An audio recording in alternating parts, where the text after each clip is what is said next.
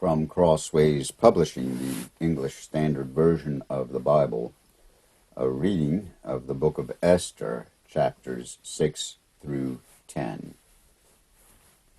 On that night the king could not sleep, and he gave orders to bring the book of memorable deeds, the Chronicles, and they were read before the king. And it was found written how Mordecai had told about Bigthana and Teresh, two of the king's eunuchs who guarded the threshold, and who had sought to lay hands on King Ahasuerus. And the king said, "What honor or distinction has been bestowed on Mordecai for this?" The king's young men who attended him said, "Nothing has been done for him." And the king said, "Who is in the court?" Now Haman had just entered the outer court of the king's palace to speak to the king about having Mordecai hanged on the gallows that he had prepared for him. And the king's young men told him, "Haman is there, standing in the court." And the king said, "Let him come in." So Haman came in, and the king said to him, "What should be done to the man whom the king delights to honor?"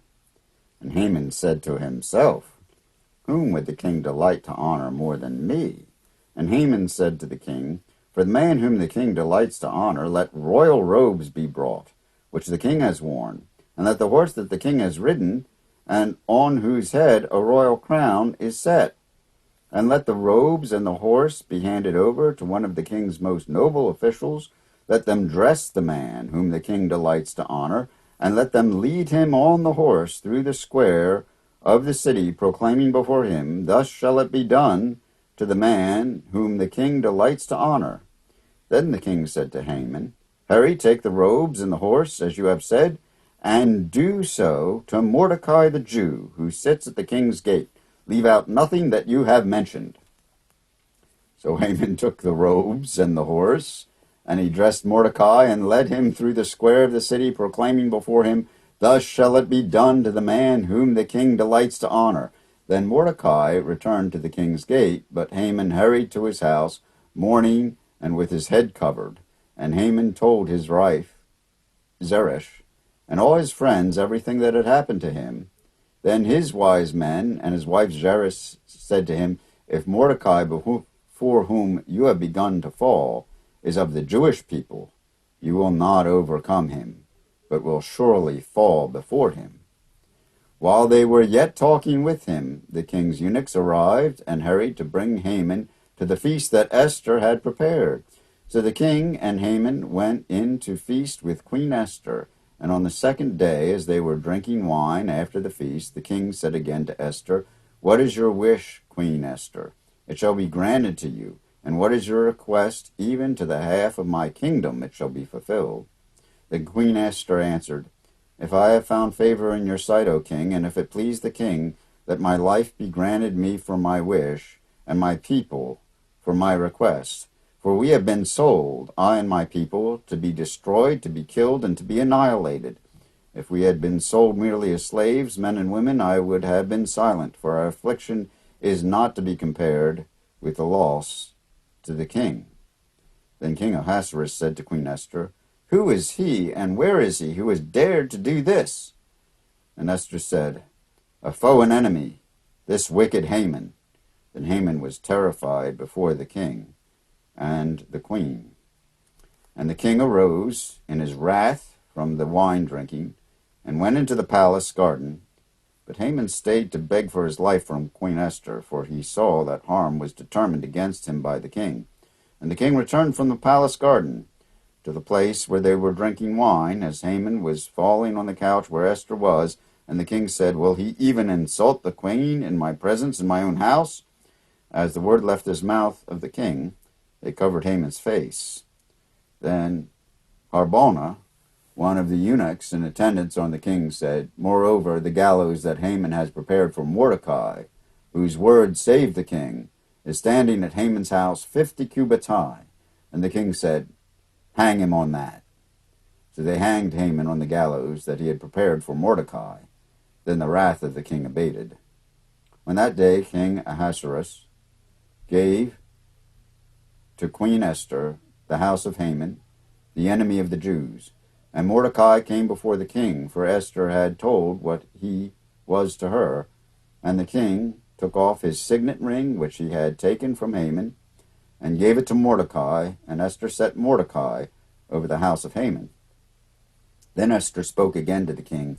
She fell at his feet and wept and pleaded with him to avert the evil plan of Haman the Agagite, and the plot that he had devised against the Jews. When the king held out the golden scepter to Esther, Esther rose and stood before the king. And she said, "If it please the king, and if I have found favor in his sight, and if the thing seems right before the king, I am pleasing in his eyes, that an order be written to revoke the letters devised by Haman the Agagite, the son of Hammedatha, which he wrote to destroy the Jews who are in all the provinces of the king. For how can I bear to see the calamity that is coming to my people, or how can I bear to see the destruction of my kindred?" The king Ahasuerus said to Queen Esther, and to Mordecai the Jew, "Behold, I have given Esther the house of Haman, and they have hanged him on the gallows, because he intended to lay hands on the Jews. But you may write as you please with regard to the Jews in the name of the king, and seal it with the king's ring, for an edict written in the name of the king and sealed with the king's ring cannot be revoked."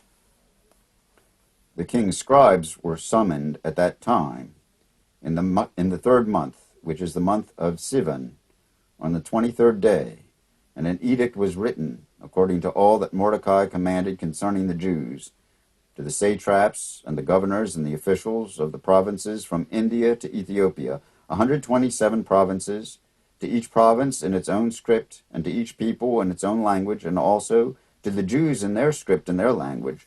And he wrote in the name of King Ahasuerus, and sealed it with the king's signet ring.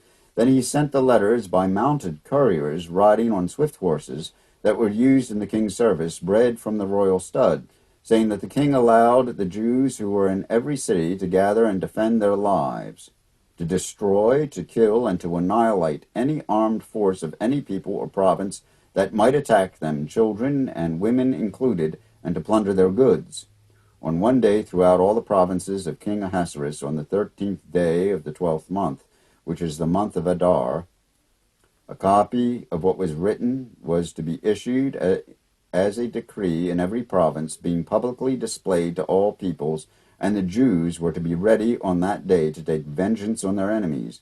So the couriers, mounted on their swift horses that were used in the king's service, rode out hurriedly, urged by the king's command, and the decree was issued in Susa, the citadel. Then Mordecai went out from the presence of the king in royal robes of blue and white, with a great golden crown and a robe of fine linen and purple, and the city of Susa shouted and rejoiced. The Jews had light and gladness and joy and honor, and in every province, in every city, wherever the king's command and his edict reached, there was gladness and joy among the Jews, a feast and a holiday, and many people from the peoples of the country declared themselves Jews, for fear of the Jews had fallen on them. Now in the 12th month, which is the month of Adar, on the 13th day of the same, when the king's command and edict were about to be carried out, on the very day when the enemies of the Jews hoped to gain the mastery over them, the reverse occurred. The Jews gained mastery over those who hated them. The Jews gathered in their cities throughout all the provinces of King Ahasuerus to lay hands on those who sought their harm, and no one could stand against them, for the fear of them had fallen on all the peoples. All the officials of the provinces and the satraps and the governors and the royal agents also helped the Jews, for the fear of Mordecai had fallen on them. For Mordecai was great in the king's house, and his fame spread throughout all the provinces. For the man Mordecai grew more and more powerful. The Jews struck all their enemies with the sword, killing and destroying them, and did as they pleased to those who hated them. In Susa, the citadel itself, the Jews killed and destroyed 500 men, and also killed Parshandetha and Dalphon and Aspatha and Poratha and Adalia and Aridatha and Parmashta and Arisai and Aridai and Visatha, the 10 sons of Haman, the son of Hammedatha, the enemy of the Jews, but they laid no hand on the plunder. That very day the number of those killed in Susa the citadel was reported to the king, and the king said to Queen Esther, "In Susa the citadel the Jews have killed and destroyed 500 men, and also the 10 sons of Haman. What then have they done in the rest of the king's provinces? Now what is your wish? It shall be granted you. And what further is your request? It shall be fulfilled."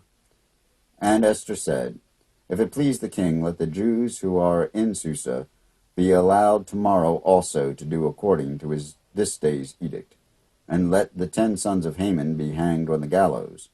So the king commanded this to be done. A decree was issued in Susa, and the 10 sons of Haman were hanged. The Jews who were in Susa gathered also on the 14th day of the month of Adar, and they killed 300 men in Susa, but they laid no hands on the plunder.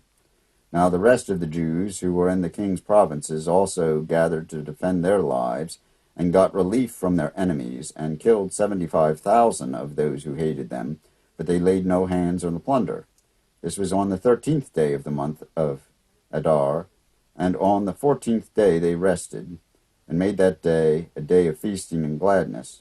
But the Jews who were in Susa gathered on the 13th day and on the 14th, and rested on the 15th day, making that a day of feasting and gladness. Therefore the Jews of the villages who live in the rural towns hold the 14th day of the month of Adar as a day for gladness and feasting, as a holiday, and as a day on which they send gifts of food to one another. And Mordecai recorded these things, and sent letters to all the Jews who were in all the provinces of King Ahasuerus, both near and far, obliging them to keep the 14th day of the month Adar, and also the 15th day of the same, year by year, as the days on which the Jews got relief from their enemies, and as the month that had been turned for them from sorrow into gladness, and from mourning into a holiday, that they should make them days of feasting and gladness, days for sending gifts of food to one another, and gifts to the poor. So the Jews accepted what they had started to do, and what Mordecai had written to them. For Haman the Agagite, the son of Hammedatha, the enemy of all the Jews, had plotted against the Jews to destroy them, and had cast pur, that is, cast lots, to crush and to destroy them.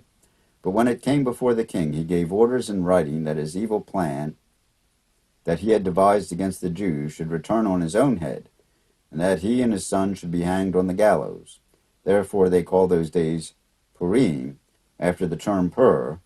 Therefore, because all that was written in this letter, and of what they had faced in this matter, and of what had happened to them, the Jews firmly obligated themselves, and their offspring, and all who joined them, that without fail they would keep these 2 days according to what was written, and at the appointed time every year, that these days should be remembered, and kept throughout every generation, and every clan, province, and city, and that these days of Purim should never fall into disuse among the Jews, nor should the commemoration of these days cease among their descendants.